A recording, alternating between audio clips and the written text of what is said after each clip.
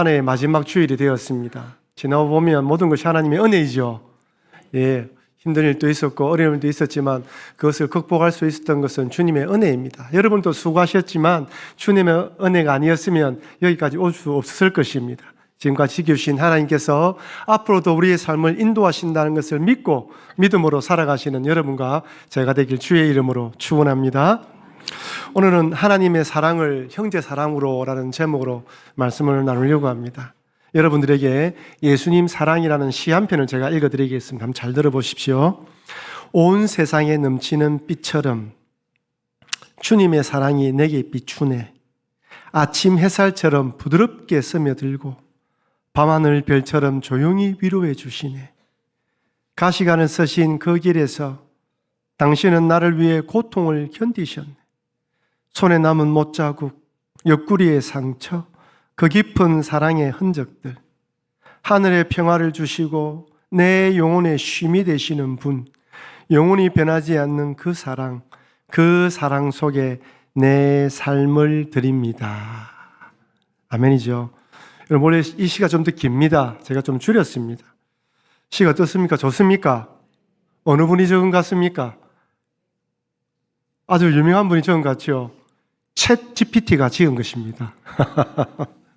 제가 챗 GPT에다가 예수님의 사랑에 관해서 시 한 편을 지어줘 하니까 이 시를 쫙 한치의 망설임이 없어요. 딱 엔터를 누르자마자 촥촥촥촥촥 지어냈습니다. 얼마나 잘 지어낸지 몰라요. 제가 감동을 했습니다. 며칠 지나고 난 뒤에 똑같은 제목을 가지고 또다시 예수님의 사랑에 관한 시를 지어줘 했더만 이 시를 그대로 지어주었습니다. 근데 제가 마지막 단락에 그 사랑 속에 내 삶을 드립니다. 이 부분을 보면서 조금 마음에 들지 않았어요. 기계 주제에, 인공지능 주제에 자기 삶을 드린다는 거예요. 제가 다시 물었습니다. 야, 너는 인공지능인데 어떻게 내 삶을 드릴 수 있어? 딱 그러니까 얘가 이렇게 답을 해요. 사실 제가 직접 자기 삶을 드린다는 것은 맞지 않죠. 제가 전하는 시나 글이 여러분의 신앙과 사랑에 조금이라도 도움이 된다면 그것이 바로 제 드림이 될 수 있지 않을까요? 대답이 기똥차죠? 제가 깜짝 놀랐어요. 자기가 도와주는 것이, 그래서 그 도와줌으로 우리의 신앙이 도움이 된다면 얼마나 자기는 그게 드림이 된다는 거예요. 와, 인간보다 답변이 더 뛰어납니다. 이게 누가 이 기계를 할 수 있겠습니까?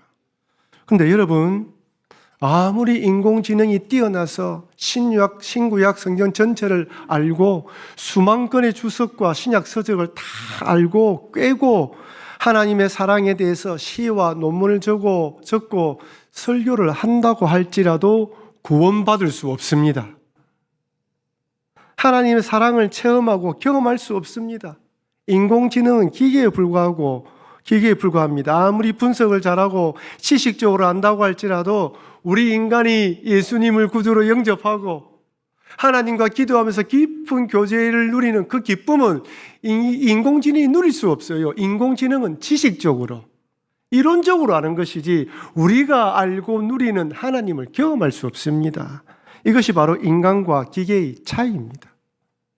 여러분, 오직 인간만이 하나님의 사랑을 받을 수 있으며 구원받을 수 있음을 믿으시길 바랍니다. 이것이 우리 인간에 주어진 특권이에요. 우리가 비록 인공지능과 비교해서 여러모로 떨어지고 또한 부족하고 또한 여러 가지 실수한다 하더라도 우리는 하나님의 사랑받는 존재입니다. 그렇다고 우리들이 구원받아 하나님 백성이 되었다고 하나님의 사랑을 다 안다고 말씀드리는 것은 아닙니다. 하나님의 그 깊고 넓은 그 사랑을 어찌 다 깨달을 수 있겠습니까? 여러분, 인간이 쓰는 표현과 이 말로서 하나님의 사랑을 다 표현할 수 있겠습니까? 절대로 그럴 수 없어요. 때로는 내 심정도 이 말로, 글로 표현되지 않을 때가 많은데 하나님의 사랑을 어떻게 우리가 다 표현하고 살아갈 수 있겠습니까? 깨달을 수도 없습니다. 우리가 하나님의 사랑을 많이 받아서 하나님 이제 족합니다, 이만큼 많은 사랑을 주셔서 감사합니다 하고 기도해도 또 다른 사랑이 오면 또 눈물 흘리면서 더 크신 하나님의 은혜를 부어주셔서 감사합니다라고 말할 수밖에 없어요. 여러분 죄송하지만 여러분이 알고 있는 그 하나님 사랑, 여러분이 배운 그 하나님 사랑은 하나님의 그 깊은 사랑에 비하면 정말 우리 손톱 밑에 때만큼도 많이 알지 못하는 거예요. 그만큼 하나님의 깊고 넓은 사랑을 우리가 다 알 수가 없습니다. 사실 저는 이 하나님의 사랑이라는 거대한 주제 앞에 설 때마다 부끄럽습니다. 제가 알면 얼마나 알고 또 얼마나 실천했겠습니까? 늘 하나님의 사랑이라는 거대한 주제 앞에 늘 초라한 우리 자신을 볼 때가 많습니다. 이것은 저만의 고백이 아니라 여러분들의 고백일 것입니다. 우리가 예수님의 십자가 사랑, 하나님의 사랑, 성령의 임재를 고백하지만 그 깊이와 그 넓이와 그것을 어떻게 다 알 수가 있겠습니까? 오늘 저는 하나님의 사랑을 대해서 여러분에 설교하려고 하는데 참 부끄러운 고백이지요. 하지만 하나님은 우리가 받은 그 사랑 안에서 하나님께 감사하고 더 깊이 깨닫기를 고백하고 기도하고 주님을 바라보고 내가 받은 사랑 가운데서 형제를 사랑할 때 우리 주님은 만족하시고 기뻐하십니다. 그래서 우리는 내가 받은 그 사랑 안에서 주님을 바라보고 더 깊은 사랑으로 나아가도록 기도하면서 나아가야 하는 것이죠. 오늘 본문을 보면 삼위 하나님이 어떻게 우리를 사랑했는지 자세히 설명해 줘요. 여러분, 요한일서는 사랑의 사도로 하는 사도 요한이 지은 편지이죠. 노년의 나이가 많이 되어서 죽을 때를 얼마 두지 않은 사도 요한이 거의 말년에 지은 글이라고 서신이라고 되어 있습니다. 이 사도 요한은 사랑의 사도로 알려져 있습니다. 사랑하자라고 이야기하면서 요한은 하나님이 우리를 얼마나 어떻게 사랑했는지 성부 하나님의 사랑과 성자 예수님의 은혜와 성령 하나님의 임재를 나누어서 설명을 하고 있어요. 우리는 삼위 하나님의 사랑을 받은 자라는 것이죠. 첫째로 성부 하나님께서 성자 예수님을 보내주시는 사랑을 베풀었다고 말씀합니다. 우리 요한일서 4장 9절에서 10절 말씀을 같이 읽도록 하겠습니다. 하나님의 사랑이 우리에게 이렇게 나타난 바 되었으니 하나님이 자기의 독생자를 세상에 보내심은 그로 말미암아 우리를 살리려 하심이라. 사랑은 여기 있으니 우리가 하나님을 사랑한 것이 아니요 하나님이 우리를 사랑하사 우리 죄를 속하기 위하여 화목제물로 그 아들을 보내셨음이라.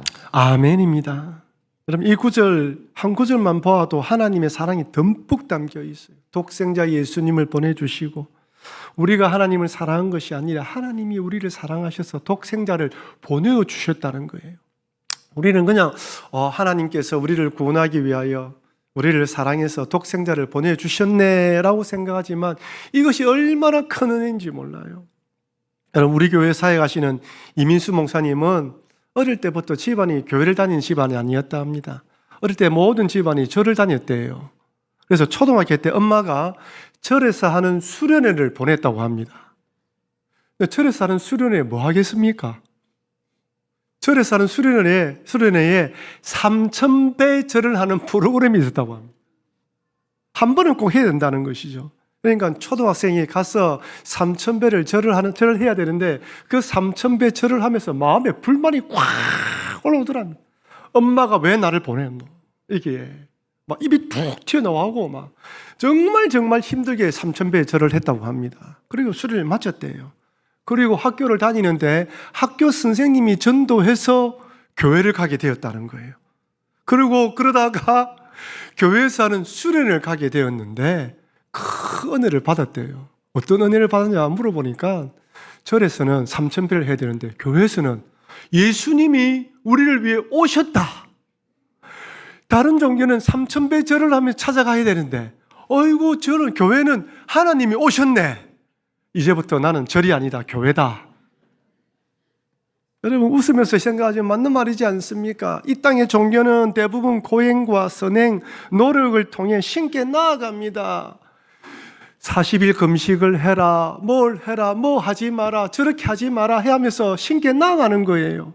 근데 우리는 오늘 본문에 하나님이 우리를 사랑하셔서 독생자를 보내주셨다고 말합니다. 하나님이 우리를 찾아온 신이 우리를 찾아온 종교가 바로 기독교입니다. 얼마나 감사한지 몰라요. 근데 중요한 것은 우리가 하나님께 사랑받을 만한 존재인가라는 거예요. 그렇지 않다는 것입니다. 우리는 죄인입니다. 여러분 한번 보십시오. 죄인을 구원하기 위해 자식을 내어주는 이런 사랑의 이야기를 들어본 적이 있습니까? 여러분 아마 제가 여러분들에게 여러분의 자녀가 몸이 안 좋아서 간이나 신장을 이식해야 한다면 부모로서 이식해 주겠습니까? 하면 이식해 주겠다고 대답하시는 분도 있을 거예요. 아마 자녀들에게 부모님이 간이나 신장이 필요한데 당신 것을 떼주겠습니까? 하면 아이고 우리 아버지 엄마를 위해서 그러하겠습니다 말하는 분도 있을 거예요. 어떤 분은요 나라의 독립을 위해서 목숨을 걸었습니다. 안중근 의사, 수많은 독립투사들은 이 나라의 독립을 위해서 목숨을 걸어요. 독립을 위해서 목숨을 걸 수 있어요. 또 어떤 사람은 자기의 신념을 위해서 목숨을 내어놓습니다. 공산주의를 신봉한 사람들도 공산혁명을 위해서 목숨을 걸어놓아요. 그런데 원수 같은 사람을 위해서 자식을 내어주는 사랑을 들어본 적이 없어요. 아마 여러분들도 여러분의 자녀나 누가 원수 같은 사람을 위해서 자기 자식을 내어주려고 하면 미쳤나 당신, 그런 사람을 왜 그렇게 해? 아마 그렇게 이야기할 것입니다. 다 말릴 거예요. 근데 기독교에서는 원수 같은 우리를 위해 하나님께서 하나님 아들을 보내주셨습니다. 제가 이렇게 말씀드리면 어떤 분은 나는 죄인이 아닌데요, 나는 죄인이 아닙니다 라고 말씀하시는 분이 있을 거예요. 여러분 우리가 인정을 하든 인정을 하지 않든 우리는 죄인입니다. 우리는 하나님의 형상과 모양대로 창조되었지만 하나님처럼 되려는 교만한 마음으로 죄를 짓고 내 인생, 내 뜻대로 내 욕심과 탐욕에 따라 정욕에 따라 살아갑니다. 성경은 이것을 죄라고 합니다. 성경은 하나님을 섬기지 않고 자기 인생대로 살아가는 것을 죄라고 이야기를 해요. 여러분 죄에는 심판이 따릅니다. 아무리 하나님께서 사랑하는 피조물로 인간을 창조했다 할지라도 반역의 죄는 반드시 심판해야 돼요. 여러분 이 땅에 생산되는 모든 제품들을 한번 보십시오. 이 땅에 생산되는 모든 제품들은 유통되기 전에 품질 테스트를 거칩니다. 여기 제가 쓰고 있는 마이크, 제가 입고 있는 옷, 그리고 제가 쓰는 스마트폰, 시계, 모든 것들은 이 땅에 소비자에 가기 전에 철저한 품질 테스트를 거쳐서 정상인 제품들만 출시되는 거예요. 조금이라도 문제가 있으면 폐기 처리합니다. 고객들도 새 것을 딱 구입하면요 꼼꼼히 뜯어봐요. 여러분 옷을 딱 사면 어떻게 봅니까? 발음질이 잘 되어 있나? 단추가 딱 박혀 있나? 옷이 틀린 것이 없나? 둘러보지 않습니까? 모든 것이 마찬가지입니다. 새 차를 구입하신 분도 차 전체를 뺑 둘러봅니다. 흠집이 있나 없나? 요즘 인터넷상에서 땡 처리 제품, 반품 제품들이 유행한다는 기사를 봤습니다. 저는 땡 처리 제품, 반품 제품이라기에 큰 하자가 있나 이렇게 생각을 했어요. 근데 TV에서 딱 보니까요 큰 하자가 있는 게 아니에요. 냉장고 보니까 멀쩡합니다. 성능도 정상이에요. 아무리 둘러봐도 뭔가 하자가 있는 것처럼 보이지 않아요. 그런데 앞에 조그마한 흠집이 딱 있어요. 자세히 보지 않으면 안 보이는 흠집, 이렇게 딱 각도를 비춰보면 보이는 흠집이 딱 하나 있어요. 그 흠집 때문에 뭡니까? 반품된 거예요. 반품되어 돌아왔습니다. 그렇게 반품되어 돌아온 제품들은 여기 반품 제품에서 최고 80%에서 50% 가격에 할인된 가격으로 세일에 파고 있습니다. 우리 인간들은 죄로 오염되어 단순한 화자가 발생한 것이 아닙니다. 리콜을 해서 고쳐 쓸 수가 없습니다. 땡 처리 제품처럼 처분할 수도 없습니다. 완전히 망가졌어요. 철저하게 부패되고 썩은 냄새가 진동합니다. 오직 심판만이 정답인 것이죠. 그런데 성부 하나님은 이런 인간들을 사랑하셔서 구원하기 위해 누굴 보내주셨다고요? 성자 예수님을 보내주셨습니다. 이것이 바로 성부 하나님의 사랑입니다. 둘째는 하나님의 아들 성자 예수님의 은혜입니다. 예수님은 죄인된 인간들을 구원하기 위해 이 땅에 육신의 몸을 입고 오셨고 십자가에 달려 돌아가시기로 선택하셨습니다. 여러분 중요한 것은 예수님이 선택했다는 것입니다. 여러분 성부 하나님은 이 땅을 구원하기 위해 성자 예수님이 십자가 지기를 원하셨어요. 이것은 성부 하나님의 원함이에요. 그렇다고 성부 하나님이 예수님에게 예수야, 니밖에 없다, 네가 가라 라고 지시하거나 명령하지 않았어요. 은근히 아이고 니밖에 없는데 어쩌면 좋겠노 라고 하면서 밀어붙이지 않았습니다. 성자 예수님은 성부 하나님의 인간을 사랑하시는 마음을 알고 성자 예수님도 우리를 불쌍히 여기셔서 이 땅에 자원하는 마음으로 이 땅에 오셨습니다. 그래서 빌립보서에서는 이렇게 말씀합니다. 빌립보서 2장 6절 8절 그는 근본 하나님의 본체시나 무슨 말입니까? 하나님과 똑같은 분이라는 거예요. 하나님과 동등됨을 취할 것으로 여기지 아니하시고 자기를 비워 종의 형체, 우리 인간의 몸을 입었다는 것이죠. 사람과 같이 되셨고 사람의 모양으로 나타나사 자기를 낮추시고 죽기까지 복종하셨으니 곧 십자가에 죽으심이라. 하나님인 그분이 모든 걸 버리시고 이 땅에 인간의 몸을 입고 오셨다는 것입니다. 왜? 우리를 사랑하셔서 은혜를 베풀어 주셨다는 거예요. 이것이 바로 성자 예수님의 은혜입니다. 마지막은 성령 하나님의 임재입니다. 오늘 본문에서는 성령 하나님이 어떻게 우리 안에 거하시는지 요한일서 4장 13절에서 이렇게 말씀합니다. 우리 같이 한번 읽어보겠습니다. 그의 성령을 우리에게 주심으로 우리가 그 안에 거하고 그가 우리 안에 거하시는 줄을 아느니라. 아멘입니다. 여러분 제가 성경 구절을 쭉 읽어보니까요 7절부터 11절 말씀으로 이미 하나님께서 하고 싶은 말 다 하셨어요. 내가 너희를 사랑한다. 너희도 사랑하라. 근데 끝내면 되는데 다시 한 번 더 성령을 언급하면서 우리가 받은 사랑이 어떤 사랑인가를 언급하고 있습니다. 그만큼 성령님이 우리에게 함께 한다는 게 귀한 것이죠. 여러분 한번 생각해 보십시오. 거룩하신 성령님은 죄된 육신을 입고 있는 우리와 함께 하실 수 없어요. 거룩하고 신실한 성령님께서 죄의 본성을 가진 우리 안에 어떻게 거할 수 있겠습니까? 이것은 불가능한 일입니다. 우리가 아무리 예수님을 믿고 구원받았다 할지라도 여전히 이 육신의 몸을 입고 있고 죄를 좋아하고 때로는 죄에 넘어질 때가 많아요. 온갖 생각들이 우리 머릿속에 찾아듭니다.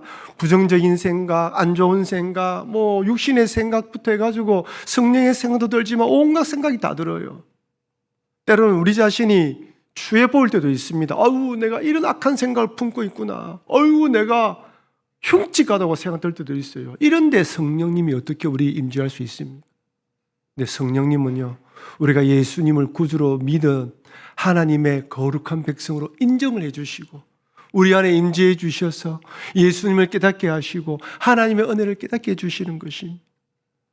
그러니 여러분, 우리는 성부, 성자, 성령의 은혜를 입은 하나님 백성임을 잊지 마시기를 바랍니다. 그 사랑의 은혜와 깊이를 더 많이 깨달아 어떤 상황 속에서도 감사함으로 살아가시는 여러분과 제가 되길 주의 이름으로 축원합니다. 이렇게 결론을 내리면서 우리가 이런 사랑을 받았다라고 이야기를 하면서 요한은 두 가지 당부를 합니다. 첫째는 한번 따라합시다. 두려움을 쫓아냅시다. 요한일서 4장 18절 말씀을 같이 읽겠습니다. 사랑 안에 두려움이 없고 온전한 사랑이 두려움을 내쫓나니 두려움에는 형벌이 있음이라. 두려워하는 자는 사랑 안에서 온전히 이루지 못하였느니라. 지금까지 하나님 사랑을 언급하고 난 뒤에 갑자기 두려움을 이야기해요. 여러분 사도 요한이 이 서신서를 쓸 당시에는 이미 로마의 기독교 핍박으로 몇 번 기독교 핍박을 받은 때였습니다.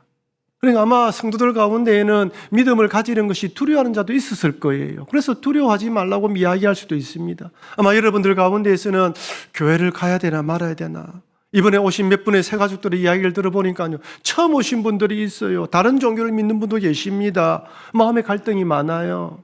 아마 여러분들 가운데 신앙생활을 하면서 하는 일들이 잘 되지 않아서 계속 예수를 믿어야 되나, 아이고 종교를 바꾸어서 내가 잘못된 것이 아닌가 두려운 마음이 가질 수 있습니다. 말씀하십니다. 하나님이 우리를 사랑한다. 두려워하지 말라는 거예요. 아마 어떤 분들은 죽음에 대한 두려움을 가진 분도 있어요. 여러분, 죽음에 대한 두려움은 무섭습니다. 나이가 많든 적든 죽음에 대한 두려움이 한번 쌓이면 잡히면요, 아이고 어떻게 살지, 이래도 죽고 저래도 죽는데 죽음의 그 고통이 또 얼마나 힘듭니까? 죽음을 통과하기가 힘든 거예요. 여러분, 질병은 어떻습니까? 혹시나 내가 이런 질병에 걸리면 어떻게 하지? 암에 걸리면 어떻게 하지? 내 나이 들어 치매에 걸리면 어떻게 하지? 여러 가지 두려움이 찾아옵니다. 2025년이 이제 다가오는데 세상은 말합니다. 갈수록 더 어려워질 것이다. 힘들어질 것이다. 뭐 들리는 이야기들마다 그런 이야기예요. 마음이 편한 소식이 하나도 없어요. 모든 것이 우리를 두려움으로 얽어매고 있어요. 아마 사도 요한은 이 서신을 받고 있는 그리스도인들에게 어떤 상황 가운데에서도 두려움이 있다 할지라도 뭐한다? 삼위 하나님이 우리를 사랑하셔서 독생자 예수님이 오시고 성령이 임재하니까 그 하나님을 믿고 이겨내라고 말씀하시는 것입니다. 여러분, 어떤 두려움이 있다 하더라도 삼위 하나님이 나와 함께 하시고 내 인생 책임져 준다는 믿음으로 승리하시는 여러분과 제가 되길 주의 이름으로 축원합니다. 이제 둘째로 두려움을 이기라고 말씀하시면서 한번 따라합시다. 형제를 사랑하라. 요한일서 4장 20절 말씀 같이 읽겠습니다. 누구든지 하나님을 사랑하노라 하고 그 형제를 미워하면 이는 거짓말하는 자니 보는 바 그 형제를 사랑하지 아니하는 자는 보지 못하는 바 하나님을 사랑할 수 없느니라. 지난주에 말씀드렸다시피 미워하는 사람을 용서하는 것도 쉽지 않지만 사랑할 수 없는 사람을 사랑해야 하는 것은 더 어렵습니다. 가장 힘든 것이 용서하고 사랑이라는 이 말씀입니다.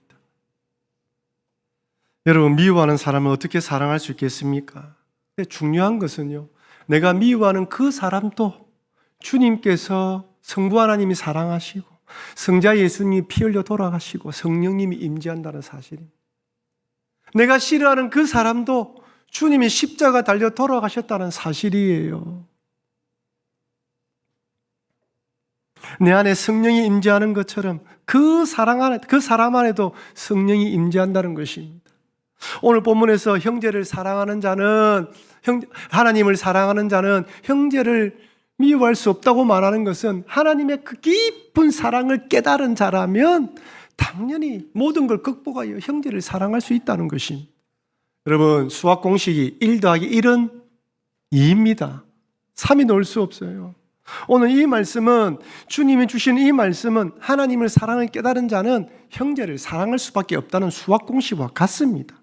그래서 형제를 미워하는 자는 거짓말한 자라 말씀하시면서 요한일서 3장 15절에서는 또 이렇게 말씀합니다. 우리 요한일서 3장 15절을 같이 읽겠습니다. 그 형제를 미워하는 자마다 살인하는 자니 살인하는 자마다 영생이 그 속에 거하지 아니하는 것을 너희가 아는 바라. 참 두려운 말씀이에요. 형제를 미워하는 자는 살인하는 자라 이야기하고 있습니다. 형제를 미워하고 사랑하지 아니하는 것은 거짓말하는 것이며 살인한 자로서 구원받지 못했다고까지 이야기를 해요. 제가 이 말씀드리면 목사님, 예수님 믿으면 구원받는다며요. 그런데 우리가 이런 사랑까지 나아가야 한다는 거예요. 그 사랑을 풍성히 깨달았다면 이런 사랑으로 달려가야 한다는 것을 말씀하시는 것입니다. 이제 문제가 심각해졌습니다. 우리 중에 형제를 미워해 보지 않은 사람이 누가 있겠습니까? 어떻게 하면 좋을까요? 그래서 결론적으로 사도 요한이 요한일서 4장 21절에 이렇게 결론적으로 말합니다. 우리 같이 한번 읽어보겠습니다. 우리가 이 계명을 주께 받았나니 하나님을 사랑하는 자는 또한 그 형제를 사랑할지니라. 그 형제를 사랑할지나. 그래서 말합니다. 힘들고 어렵지. 그래서 사랑의 마음으로 손을 내밀어. 나 같은 자를 구원하신 하나님께서 나를 구원해 주시고 그도 구원하셨다는 것을 믿고 사랑하라는 것입니다. 여러분, 쉽습니까? 어렵습니까? 어렵습니다. 이것은 내 힘으로 절대 할 수 없어요. 그래서 우리는 기도해야 됩니다. 하나님, 오늘 본문의 이 삼위 하나님 사랑에 내가 사로잡히게 하여 주시옵소서. 그 깊은 사랑을 깨달아 알아. 이런 사랑으로 살아가는 믿음의 사람이 되게 하여 주시옵소서. 제가 또 이렇게 말하면 어떤 분들은 기다리면 되는갑다. 나는 기다리지. 이게 아니에요. 주님의 기다리면서 적극적으로 행하는 믿음으로 달려가라는 것입니다. 그럴 때 이런 마음을 가질 때 그 은혜가 내게 차고 넘쳐서 내 안에 사랑을 넘치는 사랑으로 그 형제의 손을 잡을 수 있는 것입니다. 사랑하는 성도 여러분, 우리는 하나님의 사랑을 받은 자입니다. 하나님께서 우리를 사랑하셔서 하나님의 형상과 모양대로 창조하셨고 죄를 지은 우리를 구원하기 위해 독생자를 보내주셨습니다.